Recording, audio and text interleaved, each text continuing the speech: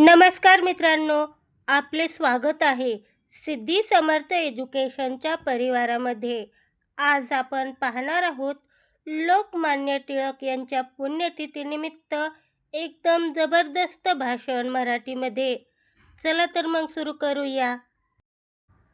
आदरणीय व्यासपीठ, पूज्य गुरुजन वर्ग आणि येथे उपस्थित माझ्या बालमित्रांनो, आज 1 ऑगस्ट भारतीय स्वातंत्र्य लढ्याचे आद्य नेते आणि तेजस्वी विचारवंत लोकमान्य बाळ गंगाधर टिळक यांची पुण्यतिथी.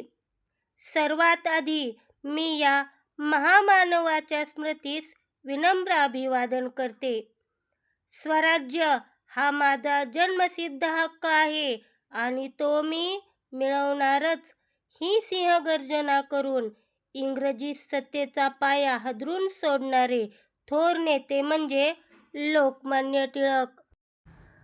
त्यांचा जन्म 23 जुलै 1856 रोजी रत्नागिरीतील चिखली या गावी झाला. लहानपणापासूनच ते अत्यंत कुशाग्र बुद्धिमत्तेचे आणि अन्यायाविरुद्ध चीड असणारे व्यक्तिमत्व होते.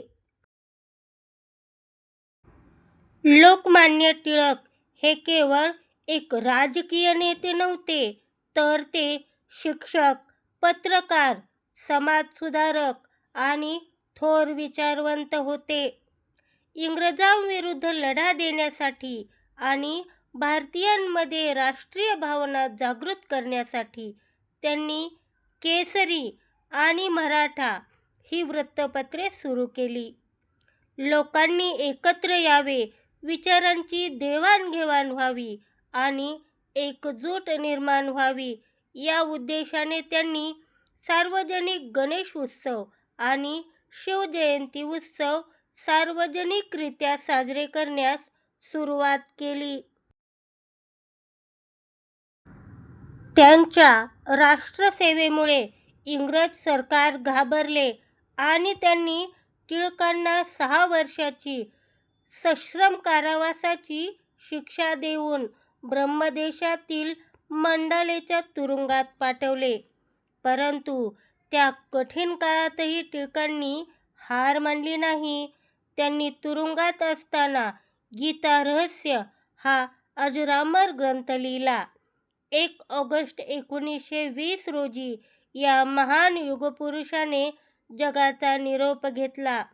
त्यांच्या मृत्यूवर दुःखी होऊन महात्मा गांधींनी त्यांना आधुनिक भारताचे निर्माते असे म्हटले होते. आज लोकमान्य टिळक आपल्यात नसले तरी त्यांचे विचार, त्यांची देशभक्ती आणि त्यांनी दिलेला स्वराज्याचा संदेश आजही आपल्या हृदयात जिवंत आहे. त्यांच्या विचारांवर चालणे हीच त्यांना दिलेली खरी श्रद्धांजली ठरेल. एवढे बोलून मी माझे भाषण संपवते. जय हिंद, जय महाराष्ट्र. धन्यवाद. मित्रांनो, अशा प्रकारचे नवनवीन व्हिडिओ पाहण्यासाठी आपल्या चॅनलला आत्ताच सबस्क्राईब करा.